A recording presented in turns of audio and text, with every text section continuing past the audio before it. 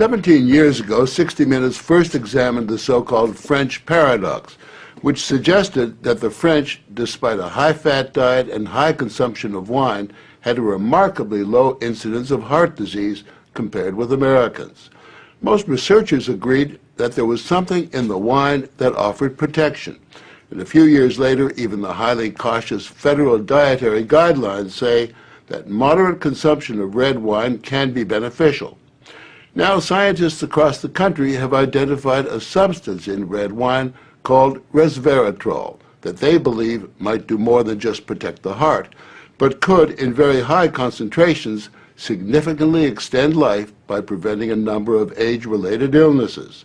If they're right, we all may soon be taking a pill that could give us an extra decade or two of healthy old age. If the promise holds true, I think this has the chance to change healthcare. Dr. Christoph Westphal says we all may soon be taking a drug that just might beat the clock, a simple pill that could delay the inevitable. Our goal is to prevent and forestall many of the diseases that strike us as we reach 50, 60, and 70, all with one pill. What you're suggesting is that it's some kind of rejuvenation drug that turns a 70-year-old into a 35-year-old. That might be pretty hard to do, but I think if we're on a train heading one direction, we can slow down that train. I think we can slow down these genes that control the aging process. That quest to put death on hold began in 2003 when Westphal met David Sinclair, a biochemist at Harvard, who was studying the genetic components of aging. 5 years ago, I met David, and he had shown that you could extend lifespan in yeast. That's pretty exciting. Now, if you happen to be a yeast, it's very exciting. Yeasts are one thing, human beings are more complicated. So Sinclair focused on a gene present in almost all life forms, the sirtuin gene. It's normally inactive, but when it is active, Sinclair believes it triggers a survival mechanism that extends life. Convinced that something in nature could activate that gene, Sinclair randomly tested thousands of compounds. And bingo, he got a hit, Resveratrol. When I Googled this Resveratrol, I was shocked to find that red wine was the top hit. Red wine is brimming with Resveratrol. It's found in high concentration in the skin of the grape and seems to play a role in protecting it from invading bacteria and fungi. Were you aware of the research into red wine that it offered certain health benefits? Oh, sure. I mean, that's why I almost fell off my chair when the link was made, and I thought that this was a potential explanation for the benefits of red wine. Convinced they were on the verge of a major scientific breakthrough, Sinclair and Westphal launched Citrus, a Cambridge, Massachusetts research company. They, along with a handful of other cutting-edge biotech companies, are developing resveratrol-based drugs that they believe zero in on the longevity gene. The important news here is not that we found something in red wine. The important thing is that we passed a milestone where we can now make drugs based on this knowledge and potentially slow down aging itself. Everyone from plastic surgeons to your friendly snake oil salesman have been promising a ticket to eternal youth for some time. So the prospect of a prescription pill based on red wine that could trigger a longevity gene sounds too good to be true. And yet, scientists have actually known for years of one surefire way of doing that. Stay hungry. Eating a lot of food turns that off. Dieting, extreme dieting, turns it on. These rhesus monkeys are on a major diet. For nearly 2 decades now, they've been taking in a good 30% fewer calories than their well-fed brothers and sisters. It's feeding time, I guess. Feeding time. They're the centerpiece of a National Institutes of Health study at the University of Wisconsin on whether or not CR, calorie restriction, makes them healthier and extends their lives. To maintain their sterile environment, we had to suit up to visit them with Ricky Coleman, the project leader. These are 2 of our control animals here. They are nearing the end of a typical monkey lifespan, about 27 years, and major differences in their overall health are becoming clear. The difference is really obvious. Right. The skinny monkeys actually look younger, their coats are shinier, and fewer have arthritis. And those chunky monkeys, many have diabetes, and a significantly higher number have cancer and heart disease. Pound for pound, the lighter guys Do better. do much better. Right. Dr. Richard Weindruck, who heads up the study, believes that calorie restriction turns on these monkeys' genetic survival switch. A hungry life seems to lead to a longer life. There is an emerging survival advantage for the monkeys on caloric restriction, and 50% of the normally fed animals have died, and maybe 25% of those on caloric restriction. That's a pretty remarkable number. Surely those are strong indications that a restricted calorie intake among humans would be extremely beneficial. It appears to support that idea. But our record as humans in staying on diets is pretty miserable. And worsening. So it's a fat chance that we'll all be giving up our passion for greasy junk. We consume tons more calories than we need.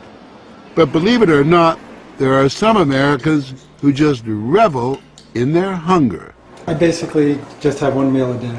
Meet the Skinnies, members of CRS, the Calorie Restriction Society, a group that's been severely restricting their calories for years now. They're also part of a Washington University study to see if humans mimic the monkeys. Does this kind of self-denial make them live longer, healthier lives? We joined them for what they call happy hour. So this is in the spirit of a Bloody Mary. Though you might regard it as an unhappy hour, a cocktail of low-calorie soup for starters, and walnuts and baby food, green bean puree on flour-free bread to top off this feast fit for a flea. If I'm hungry, I know, number one, that I have done what I meant to do. I've eaten less than my body thought it wanted. So far, the participants have lowered their blood pressure, reduced body fat, and lessened risk factors for heart disease, diabetes, and even cancer. And what's more, to one husband anyway, starvation has its sexy side. To be honest, if you saw her without any clothes, she looked pretty darn good, like a woman like of many, many years younger. Their emissaries travel the world, spreading the faith and the word. Hunger turns on the survival gene. I would like to live to be 100. The Skinnies may not die young, but given their diet, they just might die of boredom. But if the scientists at Certus are on the right track, it could mean forget dieting, forget the sweaty business of working out. Just pop a pill and you are in guilt-free couch potato paradise. We have a pill that can mimic many of the effects of calorie restriction or exercise. So one could be very healthy and obese at the same time. Our goal is healthy individuals, ideally via lifestyle, and if that doesn't work, we believe that we'll have a pill that can mimic that. A pill that in effect diets for you. A pill that turns on the survival gene. And what we're trying to do with our drugs here is to put the body in a defensive state, to ring the alarm bells and get the body to defend itself, instead of dieting to set the alarm off, pop a pill. The pill is a highly concentrated form of Resveratrol, a virtual vineyard of healthy living. How much red wine would you have to drink to get the kind of Resveratrol that you're using? The sad news is that you'd need to drink about 1,000 bottles a day of red wine, which I don't recommend. The pill itself may not extend lifespan, but could prevent the diseases of aging, Alzheimer's, diabetes, heart disease, even cancer. What we're talking about is activating the body's natural genetic defenses against diseases, and that's very powerful if we can harness that. Resveratrol has been tested on mice and the results have been encouraging. In this test video provided by Certus, both of the mice have been fed a high-fat diet for 12 weeks. But when placed on a treadmill, the mouse on the right ran twice as far. He was taking high concentrations of Resveratrol. You have fat mice and you have fat mice with Resveratrol, and the ones that are on Resveratrol, they can run twice as far and they live longer, about 20% longer. Other studies showed that among mice fed a high-fat diet, Those given resveratrol didn't gain as much weight as those not given the drug. Sinclair believes that resveratrol actually changes the physiology of the mice. The proof, he says, is in the post-mortem. Their organs looked pristine, youthful, fat-free, and their physiology was just like they were dieting, but they were fat. Convinced they were on the right path, they fast-tracked the drug into human trials on people with untreated diabetes, and the results were impressive. It significantly lowered glucose and insulin levels without the patients changing their diet or taking any other drugs. Originally, our hope was that you'd be able to prevent diseases of aging. What we ended up seeing is actually you could therapeutically intervene in patients who have diseases of aging, and that was unexpected. Yeah, the diabetic patients have high blood sugar, and the molecules bring it down. That's treatment, that's not prevention. Citrus is now developing what they say is a much more potent synthetic version of resveratrol that will also soon go into human trials, this time on cancer patients. I keep on thinking, you know, what used to seem like it was science fiction, I actually believe the biology is right, and if we're right, this may be the most important thing that we're going to do in our lives. Possibly, but it is important to remember that 9 out of 10 drugs that look good in mice ultimately fail in human trials. Still, the speed and results generated by Citrus and the resveratrol drugs are unusual, and Sinclair believes these drugs will not only keep people living longer, but will keep them healthy longer. What we're talking about is potentially making a 90-year-old as healthy as a 60-year-old. A 90-year-old can play tennis and see their great-grandkids graduate from college. People will live active, healthy lives and then die quietly in their sleep, and that's really the aim here with these medicines. Are we on the edge of maintaining active lives into our hundreds, for example?